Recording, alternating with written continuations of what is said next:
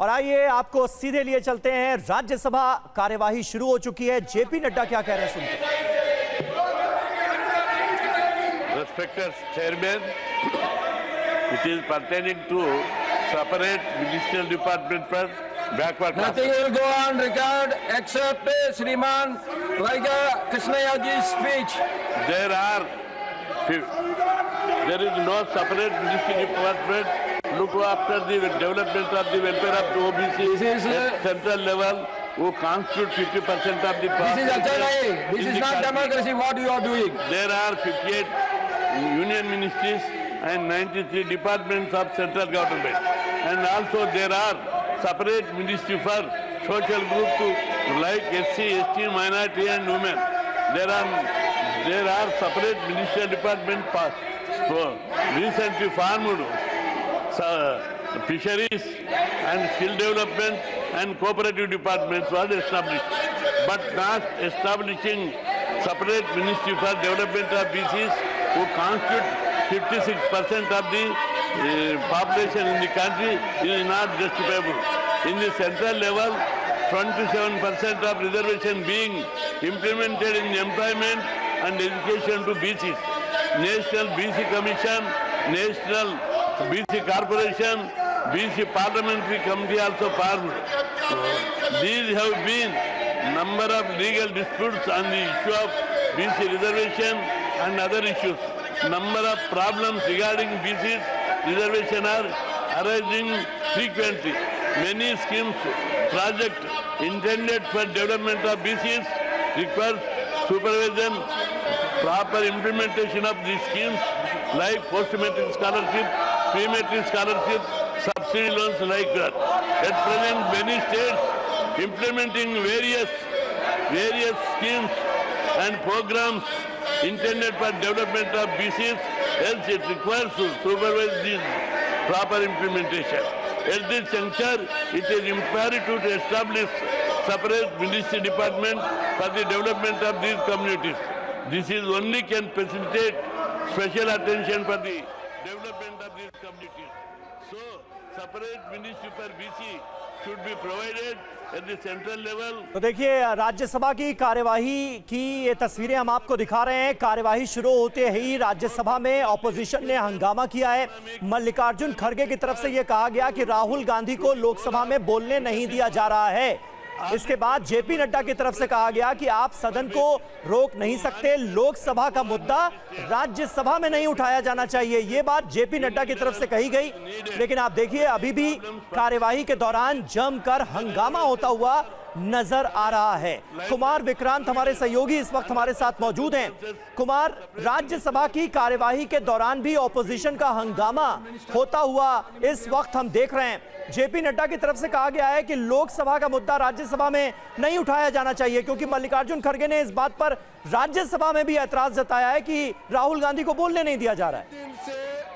जी बिल्कुल, टीवी9 भारतवर्ष ने कल ही अपने दर्शकों को बताया था कि जिस तरीके से लोकसभा में हंगामा हुआ है, वैसे ही हंगामे की तैयारी में कांग्रेस है।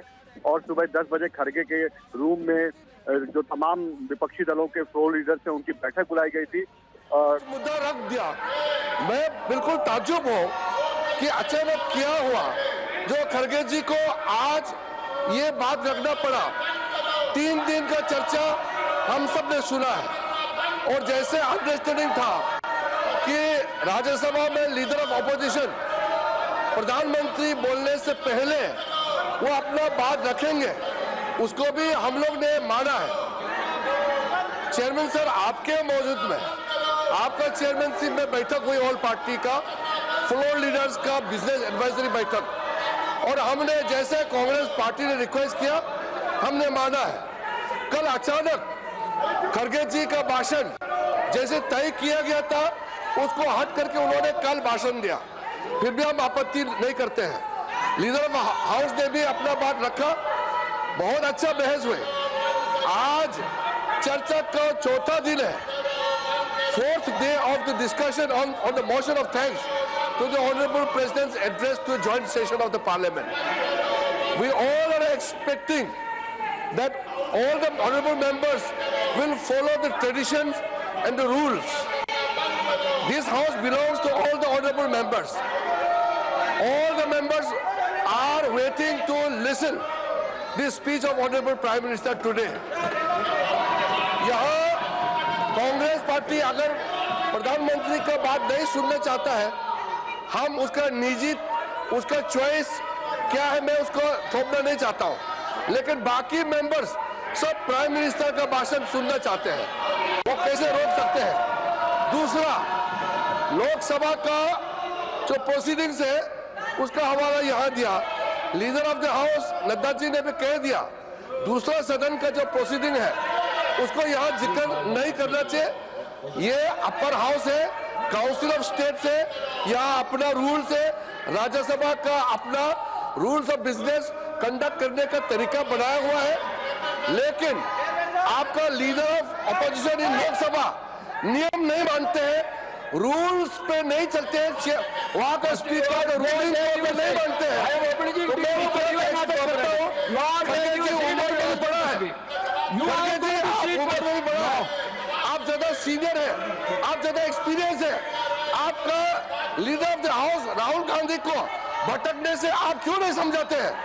वहां वो रूल नहीं मानते हैं, वो अपने हिसाब से मर्जी से चलाना चाहते हैं, आप लोग समझाना चाहिए उसको समझाने की जगह आप खुद भटक रहे हैं, ये ठीक नहीं है। ये अपर हाउस है, अपर हाउस का एक सम्मान है, यहाँ हाउस ऑफ लीडर्स का रूप से भी माना जाता है। आपका लीडर ऑफ द हाउस बिल्कुल नियम